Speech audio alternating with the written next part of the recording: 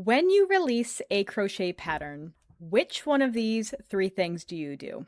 First thing, do you do a pre-launch for your pattern where you are actively talking about the designing process of the pattern, letting your followers in on the behind the scenes, what's actually happening, the progress that you are making, the steps towards designing, towards actually finishing and launching the pattern? Second thing is, are you doing an actual launch? When your pattern goes live for the first time, it's on Ravelry, Etsy, your website, wherever it may be, wherever you're listing it, but you're actually launching it. You're making an event of it. You're getting people excited. You're maybe making multiple posts that day.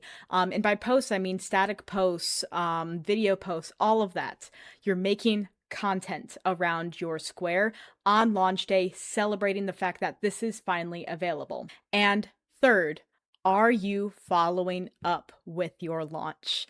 This is a mistake that I see a lot of pattern designers make, and one that I am working on helping my current clients in the Pattern Posse with is follow up on your launch.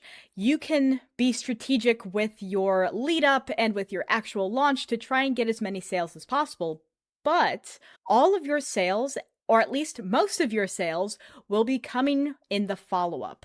Consistently showing up, consistently talking about the pattern you released, consistently showing it off, talking about it in different ways, in different formats, short form video, static posts, all of that, and showing up with your pattern. Because again, that is where you're making all the sales. So, are you doing these three things when you launch a pattern? If not, you need to start doing it right now. The whole way to sell your crochet patterns online isn't just through showing up on the platforms Etsy and Ravelry, optimizing the SEO on those platforms so that you're showing up first. It isn't about optimizing yourself and your shop in that way, but it's about the actual emotional connection that you are building with people, becoming a designer that people love, that anytime you release a new pattern, people are excited to buy your design, and people are like waiting in line, like, okay, when is it finally going to be released? When is it going to be released? Buying when it gets released, and then continuing to show up with that same design over and over and over and over again so that people don't forget about it.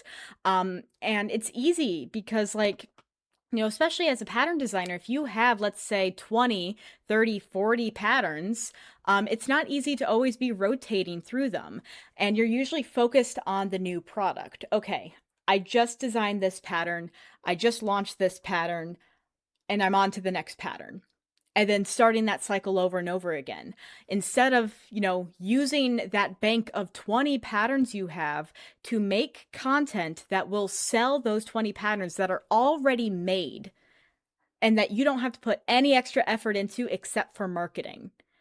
It's easy to just keep moving to the next thing because that's fun, but the money gets made in the follow through of continuing to market the products that you have. And this is something, I actually was talking with, this client doesn't sell crochet patterns, but she sells printable products for witches. So there's a spell log and stuff like that. It's actually really cool. We had a one-on-one call, and she was talking about, moving on to her next design. And I asked her, I'm like, how many designs, how many printables do you already have designed that are ready to sell right now? And she's like, I have 11 already made and designed that are ready. I'm like, okay, so Jen, what I'm going to need you to do is pick one of those products that you already have made and just start creating a buttload of content around that single product. Instead of moving on to the next thing, getting distracted and forgetting about what you've already made, I want you to focus in and actually make some content around this product.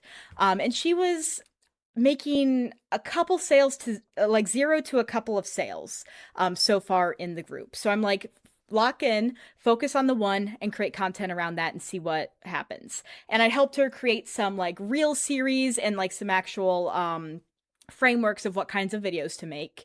And then she turned around and she made a couple of those videos on her page, on her social media, and on TikTok and Instagram. She went viral with these videos that were using her product in it.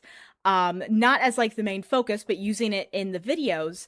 And people lost their mind. Tons of people asking for a link of where she actually got the printable, how they could get it, if she was selling it, all of that. And she actually started to make sales afterwards. She made like, I don't know, she was in somewhere in the teens in like the first 2 days, and she just kept making more and more and more and more and more sales, and it just kept building on itself. And that is the power of actually focusing and marketing the products you have versus moving on to the next one.